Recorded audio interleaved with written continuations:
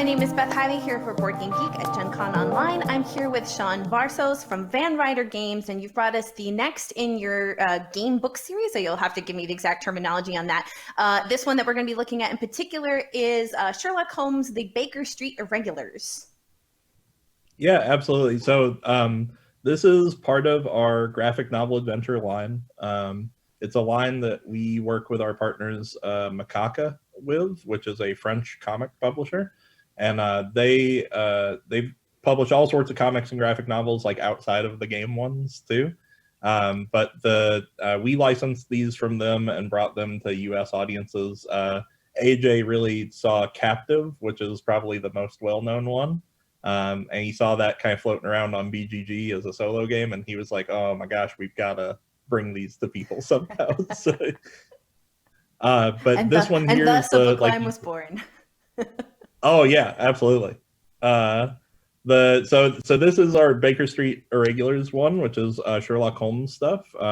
Sherlock Holmes has been Macaca's like most successful product line, and last year, I don't know if you got a chance to check it out, but like the Crusoe Crew, did you get a chance to play that one at all when they did the live stuff on that?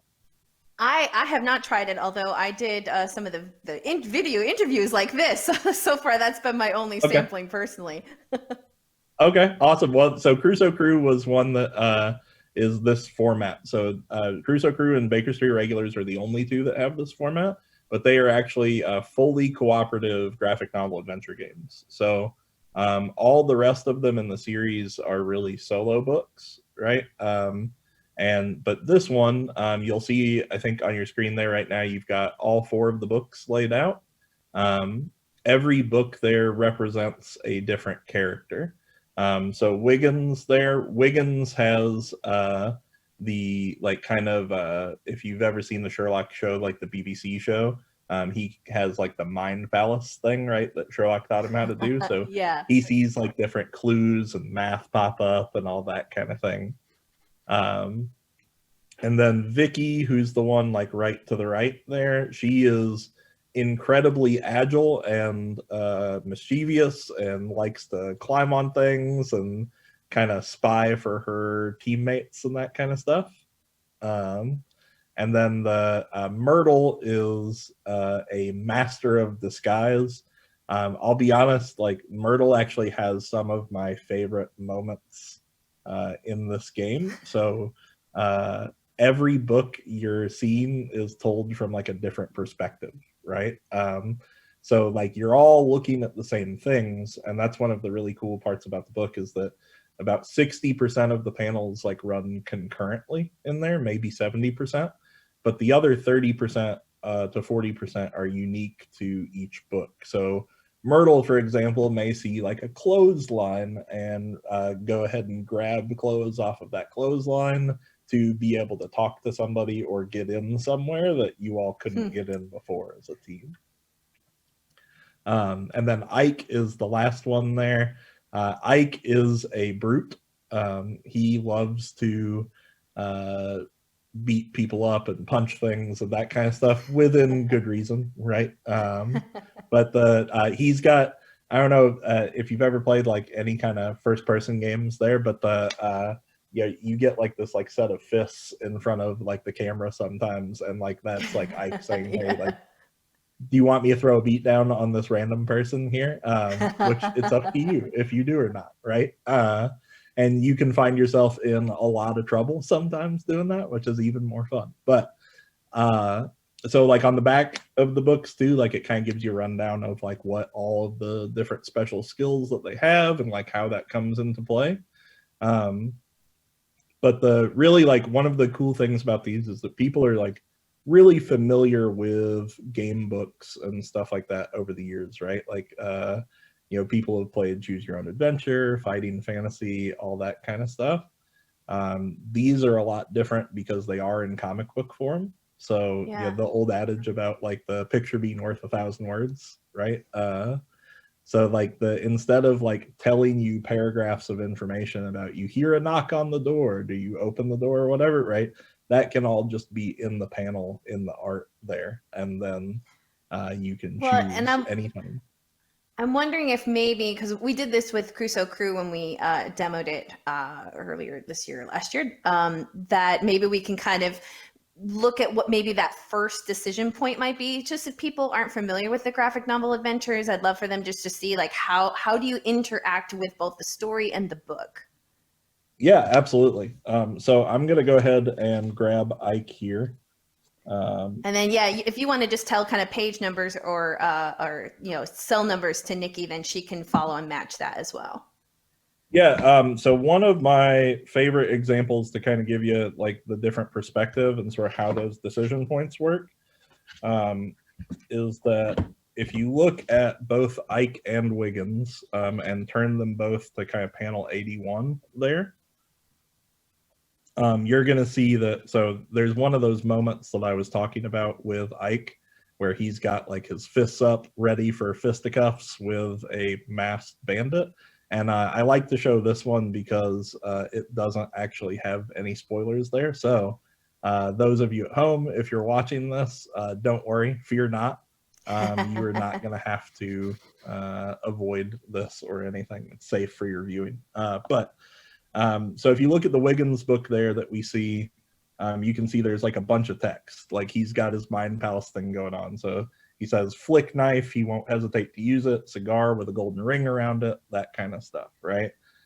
So he's sizing up the person in front of him. If you look at Ike's book, it says like you've gone after the strange individual, but he's way too fast, dodges your blows.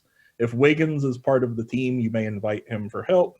Otherwise, let the man go and rejoin your friends in 67, right? So if you don't have Wiggins playing with you, if you were playing this solo or just playing without Wiggins, that would kind of make that choice for you and make that decision for you. If you do have Wiggins, though, you can tell Ike to strike the left knee in 31 or return with your friends to 67.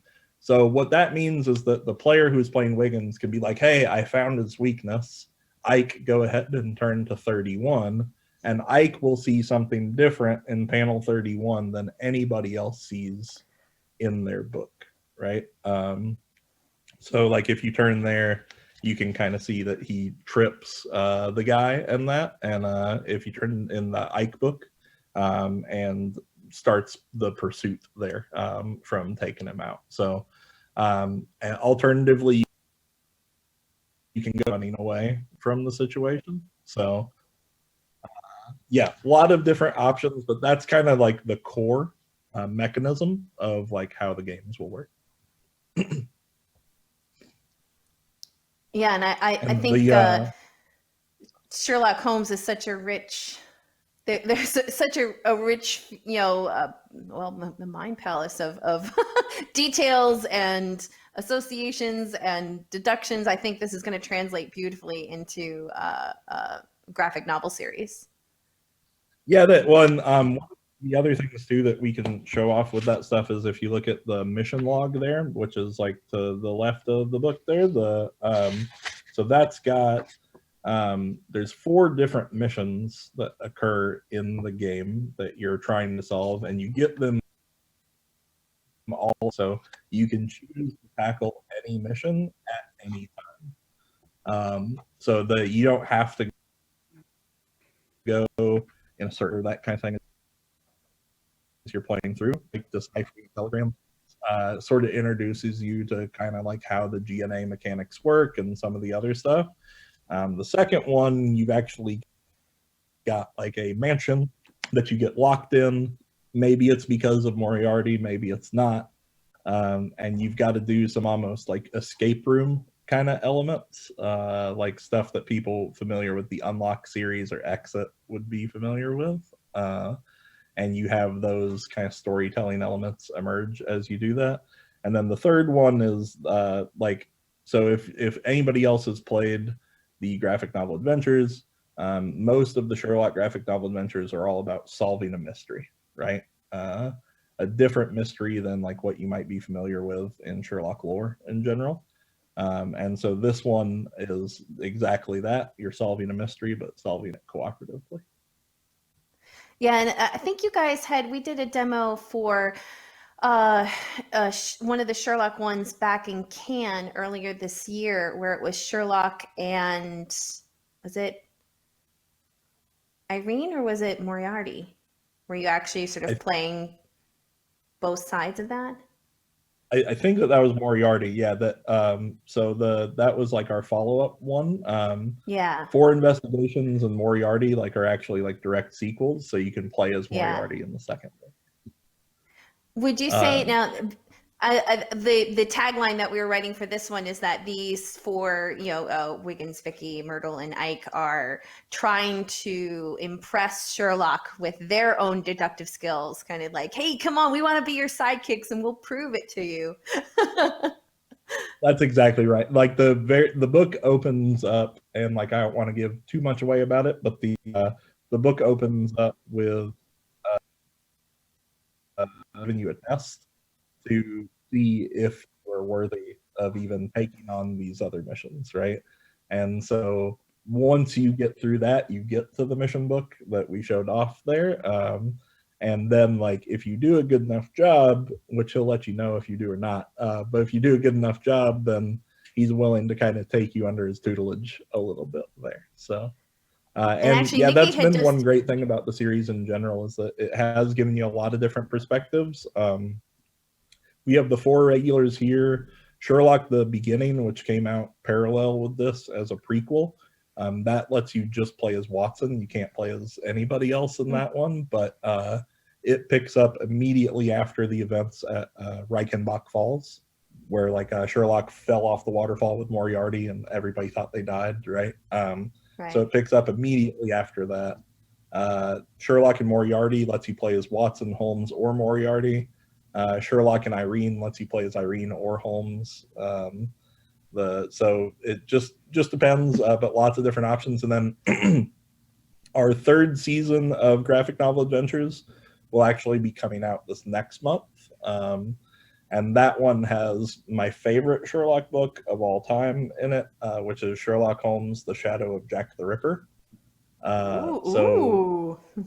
yeah, you got to find out if Sherlock like actually is dealing with Jack the Ripper and he's come back to London in the Whitechapel district, or like if it's somebody else kind of copycatting and that. And it's real cool. It is a little darker than the other Sherlock stuff, certainly than Baker Street Irregulars. So, we kind of we put I think like a teen and like 14 and up kind of thing on there, but Yeah. obviously reader's discretion, right? So. Well, and Nikki had opened it a little bit, but I want to give a little love to the box that you have to put all these in. I'm always a sucker for a magnet class box, but that this does fit beautifully on a game shelf if that's where you care to have it live, or a library bookshelf if that's also where you care to have it to live. Yeah, there's one other cool element that we kind of have too that does fit in the box with it. That if you go onto our website, vanridergames.com, we even have bookmarks for every character that Oh, track that's the mission neat. stuff and the achievement stuff. So Oh, what a great idea. thank you. Yeah, people have loved them kind of when we did them for other books, so it was important for us to do it for this one too. And they're available in PDF format, so you can print off as many of them as you want, play the game as many times as you want, all that kind of stuff. Well, Sean, is there anything else that you wanted to share with us that might be? I know you've already given us some details on the other graphic novel adventures that might be coming out, particularly the Sherlock ones, but is there any other Van Ryder projects that you're able to give us a few details of coming up later for 2020 or even next year? Yeah, it's actually I can tell you that the box that you were talking about, the magnetic box there, our project that we just did on Kickstarter was Final Girl. That was like our biggest project to date. The box for Final Girl was kind of inspired by the magnet technology and that kind of stuff here, so that the boards are magnetic and fully removable, and you can change out the Ooh. boards and all that. So when you talk about something just kind of like interesting to put on your shelf and have this kind of stuff, that's definitely one of those things that we're really excited to get in people's hands. And we've done a couple of live streams of that, and we'll be showing off a little bit more of the development on there. But Final Girl will be coming out. Like I said, the graphic novel Adventures Season 3 has that other Sherlock book that I mentioned. Yeah. And then there's 4 additional books. There's one that I affectionately describe as like Grand Theft Auto, the graphic novel adventure. It's called Hold Up. It's a lot of fun. You're just a terrible person in the book, but it's a lot of fun. You have a Lily Van Helsing book where you are like the granddaughter of Lily Van Helsing, or of Abraham Van Helsing, right? Hunting monsters down. And then there is, oh man, I'm totally blanking. Your Park, there we go. Your Park is like where you're building like a theme park to become like a tycoon of sorts there and build the best theme park. That one's actually real different too. It's the very first time that we have a competitive graphic novel adventure. So Okay. like you can play with as many people as have copies of the book as you want there, and it's almost like some of like the kind of roll and write stuff to some extent that you've seen, like with how you can do some of the things, but you can like hire spies to sabotage people's parks and that kind of stuff too in the book. So it's a lot of fun. But so that'll be coming out in August. That's our next like big wave of stuff. And then in theory, and maybe I'll get in trouble with this with AJ or not, but we'll see. I'll go ahead and do it. It's BGG. Why not? That we have another project that is in the graphic novel adventure line that hopefully will come to Kickstarter with in the fall. And I know if I give more details than that, I'll definitely get in trouble with. Okay. Well, something to keep an eye on if maybe you guys subscribe to Van Ryder Games on Kickstarter, to keep an eye on maybe new projects you guys have coming up in the fall then.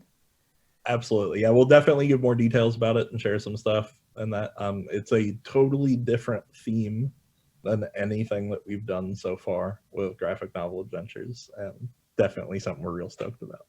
And we are on Baker Street Irregulars, Crusoe Crew, all the graphic novel adventures line. We do have all of them on sale right now on vanridergames.com, and free US shipping for anybody that's out there too.